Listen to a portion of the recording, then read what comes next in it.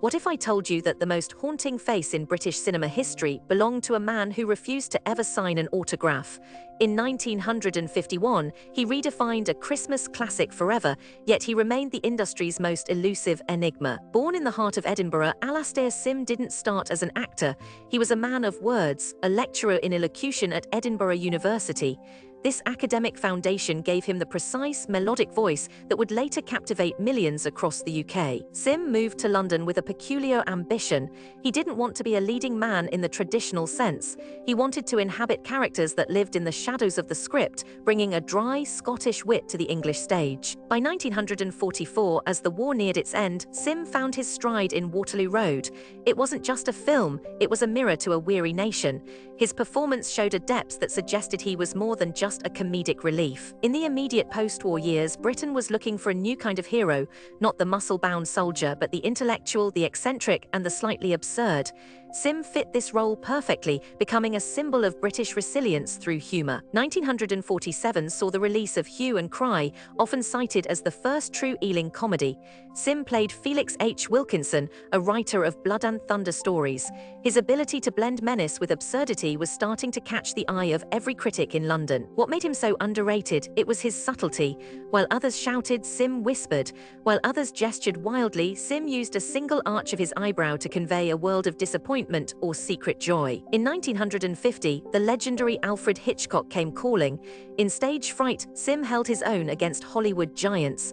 Hitchcock later remarked that Sim was one of the few actors who truly understood the geometry of the camera. The 40% mark of his career's peak arrived with The Happiest Days of Your Life. Pairing Sim with Margaret Rutherford was a stroke of genius. The chemistry between these two titans of British character acting was nothing short of electric. By 1951, Sim was arguably the most popular actor in Britain. In Laughter in Paradise, he played a man forced to commit crimes to inherit a fortune. It showcased his incredible range, from panicked criminal to refined gentleman. Then came the role that would define him forever.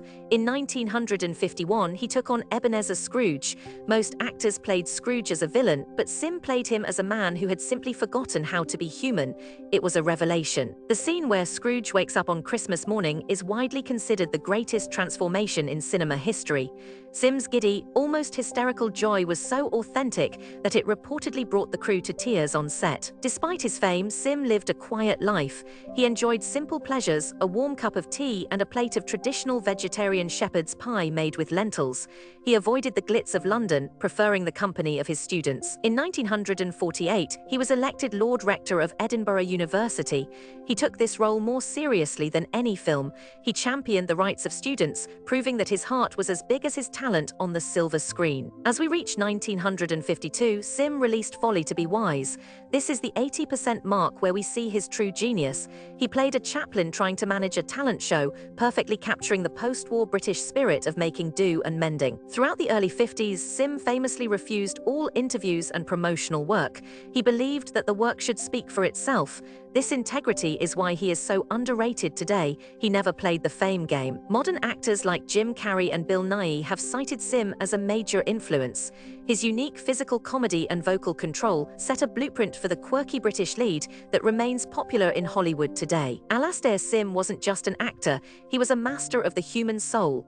From his peak years of 1944 to 1952, he gave Britain a reason to laugh and cry after the darkest period in its history. Next time you watch a classic film, look for the man with the large, expressive eyes and the voice like velvet. You'll find a performer who was truly ahead of his time, a hidden gem of the United Kingdom. The story of Alastair Sim reminds us that true greatness doesn't always shout. Sometimes it just waits patiently to be rediscovered by a new generation of film lovers who appreciate the art of the underrated. If you enjoyed this trip through British cinematic history, don't forget to like and subscribe to United Kingdom Repo for more untold stories of our greatest legends.